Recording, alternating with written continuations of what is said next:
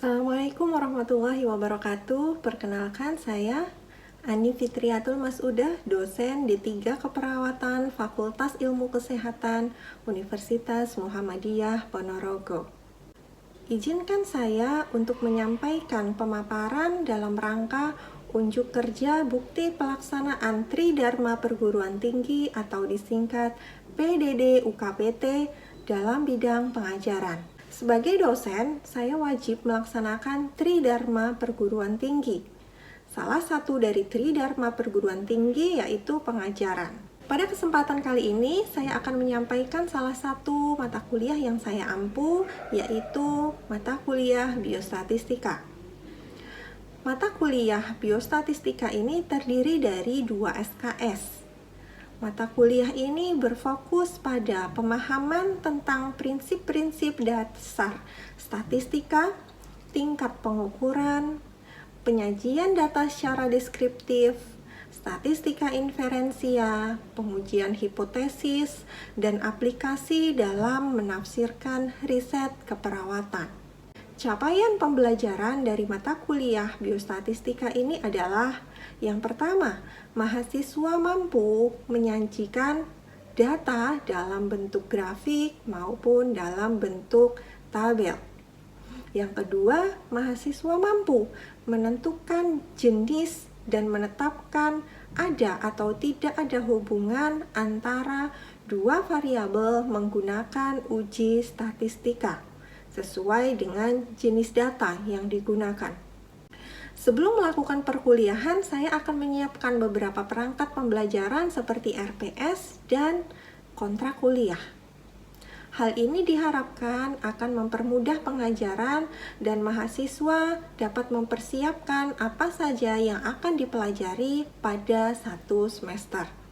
Pembelajaran pada mata kuliah ini saya menggunakan pendekatan DIA atau Delivery, Interaction, dan Assessment. Delivery, saya akan menjelaskan bagaimana saya menyampaikan materi kepada mahasiswa. Dalam proses pengajaran, saya menggunakan 2 cara, yaitu yang pertama ceramah atau saya mempresentasikan materi, dan yang kedua adalah student active learning. Ya, dalam student active learning, saya akan memberikan beberapa soal ataupun kasus yang harus mahasiswa kerjakan secara individu maupun secara diskusi kelompok. Hal ini diharapkan pembelajaran tidak hanya terjadi satu arah dari dosen, namun juga ada keterlibatan dari mahasiswa. Interaction menjelaskan bagaimana saya menjalin interaksi dalam proses belajar mengajar. Dalam masa pandemi, interaksi berlangsung secara virtual. Dalam hal ini, saya memanfaatkan Google Meet dan Google Classroom sebagai media pengumpulan tugas. Assessment menjelaskan tentang penilaian atas proses dari pembelajaran mahasiswa. Hal ini sudah saya sampaikan pada awal perkuliahan yang tercantum pada kontrak kuliah. Penjelasan terkait dengan penilaian ditujukan agar mahasiswa mengetahui dan mempersiapkan diri untuk perkuliahan selama 1 semester. Proses penilaian yang saya lakukan dibagi menjadi 4 aspek, yaitu keaktifan mahasiswa yaitu 20%, tugas mahasiswa 30%, UTS 20%, dan ujian akhir semester sebesar 30%. Selanjutnya saya akan menyampaikan video terkait dengan proses perkuliahan saya pada semester ganjil 2021-2022.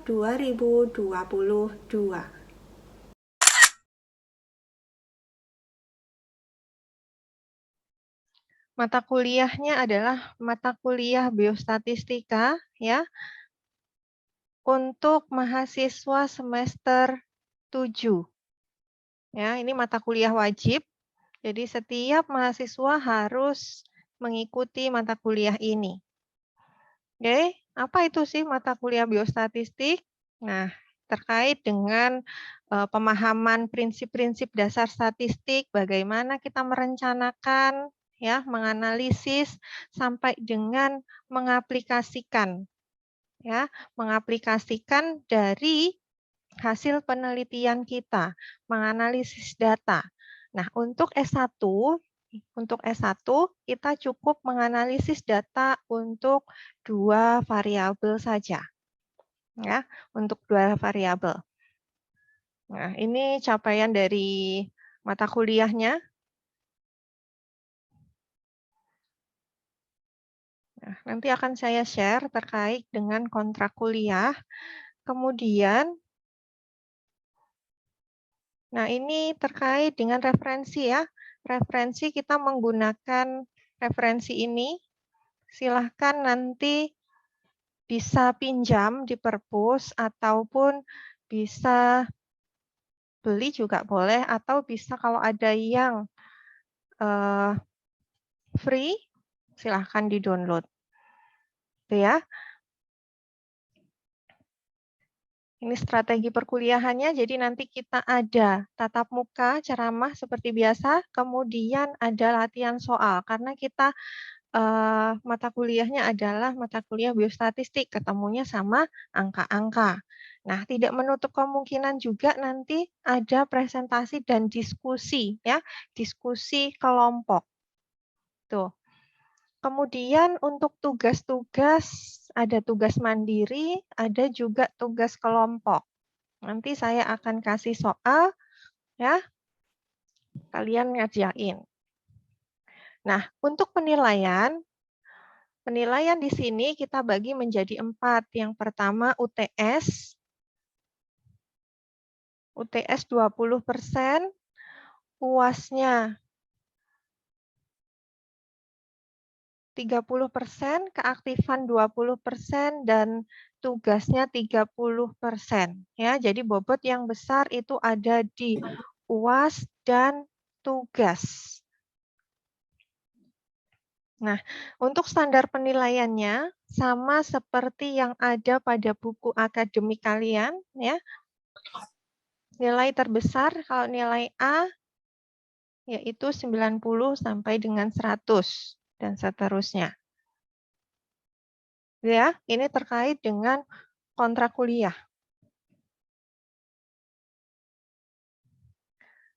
Nah, ini untuk jadwal perkuliahannya. Jadi, kenapa saya share jadwalnya setiap minggu itu apa? Agar kalian bisa mempersiapkan. Ya, sebelum mata kuliah kita mulai, kalian sudah mempersiapkan terlebih dahulu. Ya, sudah membaca terlebih dahulu. Ya, jadi ketika tatap muka, meskipun kita tidak bisa tatap muka ya, bisanya tatap maya, kita bisa memaksimalkan. Seperti itu. Ketika kalian sudah mempersiapkannya. Nah, untuk kontrak kuliah nanti akan saya kirimkan ya ke PJ. Nanti silahkan ditandatangani oleh salah satu perwakilan dari kalian. Distribusi probabilitas individu, kita cukup menggunakan Z X min mu per sigma. Ya kan? Tapi kalau di distribusi sampling, bedanya adalah pada N ini. N adalah jumlah sampelnya. Ini. Sama, kita punya nanti rata-ratanya berapa, standar deviasinya berapa. Nah, kalau di distribusi sampling, nanti akan ada yaitu N, jumlah sampelnya. Gitu ya. Ini perbedaannya ada per akar N-nya. Nah, ini untuk yang rata-rata. Kalau yang diketahui adalah proporsinya, persentasenya, yang digunakan adalah yang bawah. Jadi ada 2, ini untuk rata-rata, yang ini adalah untuk proporsi atau persentase. Nah, ini misal, suatu populasi orang sakit memiliki rata-rata kadar asam urat 8. Standar deviasinya 2.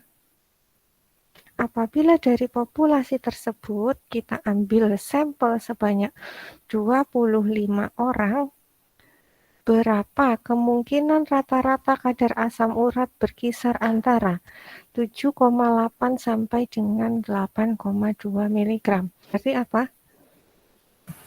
Rata-ratanya 8. Mu-nya 8, kemudian standar deviasinya adalah 2. Nah, yang A kan diambil sampel sebanyak 25 orang. Berarti apanya? X-nya tuh. X, Bu. Sampel. Simbolnya apa? N. Nah, iya. N. N-nya berapa? 25. Iya, N-nya 25. Baru yang ini adalah X-nya. Berapa kemungkinan nilai rata-rata kadar asam urat berkisar antara 7,8 sampai dengan 8,2 mg. Berarti ini adalah X-nya. Ya kan? Berarti gini.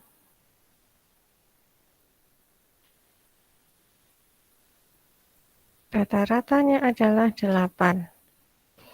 Yang ditanya adalah 7,8. 7,8 sampai dengan 8,2. Berarti ini. Berarti ada daerah 1 dan daerah 2. Kita lihat yang daerah 1 dulu. Nah, rumusnya di sini, masukinnya. Z sama dengan X min mu per sigma per akar N. Berarti berapa? X-nya berapa? X-nya berapa untuk daerah 1?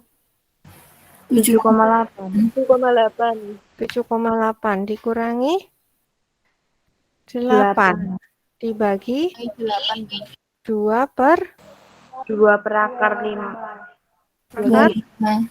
Oke. 25. Berarti berapa?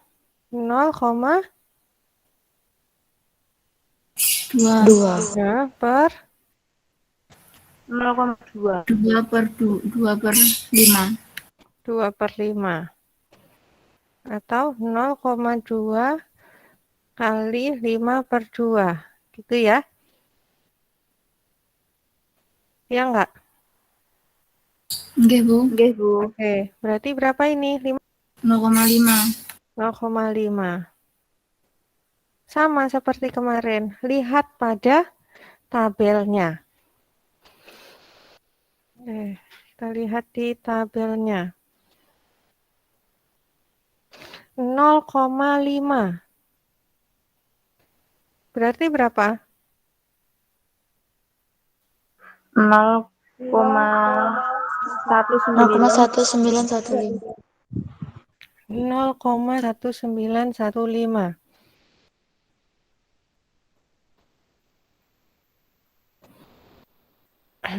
Berarti hasil labelnya berarti 0,1915.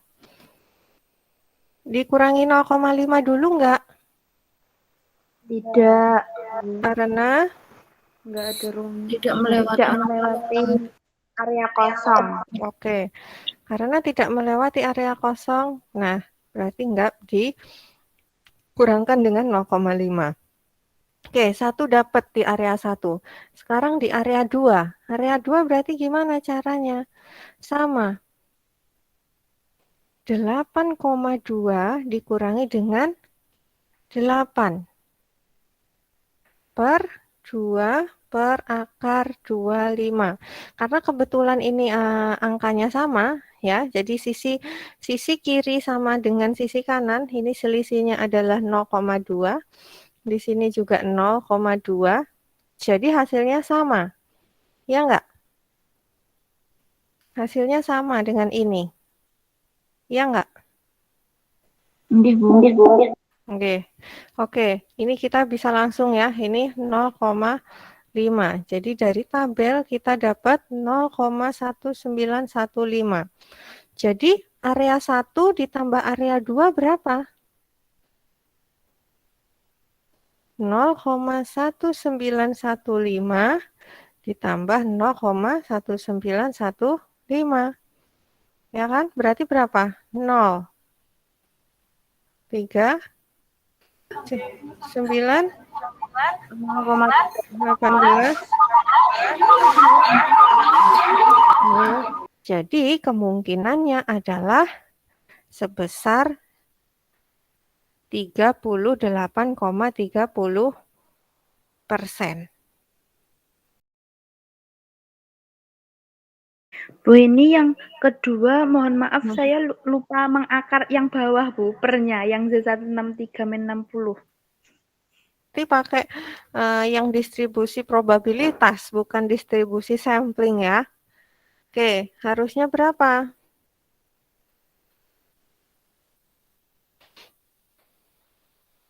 Harusnya yang nomor A, Z sama dengan X min mu per sigma per akar N. X-nya tadi berapa? 57. 57 dikurangi 60 dibagi sigmanya berapa? 10. Sigma. Iya, Bu, 10. Per akar 25. 2. Berarti berapa?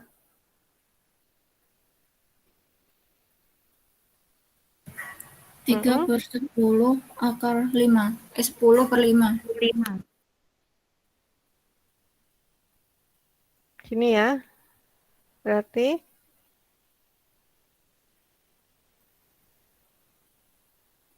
1,5.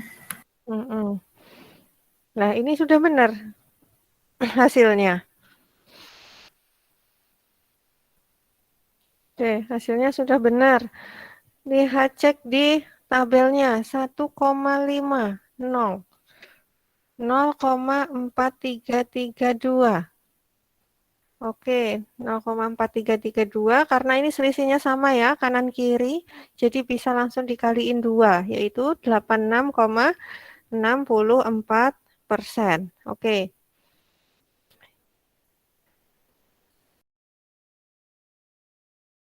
S1 Keperawatan semester 7.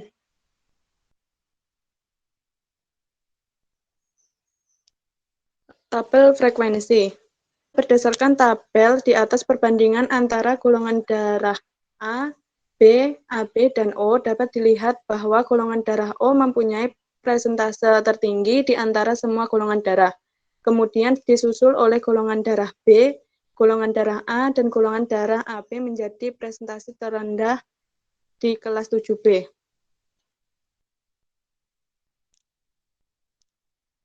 Tabel ringkasan. Berdasarkan tabel di atas, tinggi badan dan berat badan pada laki-laki bila dibandingkan dengan perempuan, laki-laki memiliki nilai yang lebih tinggi. Hal ini dapat dilihat dari nilai rata-rata TB dan BB saja, namun juga terlihat pada nilai minimum, median, dan maksimum.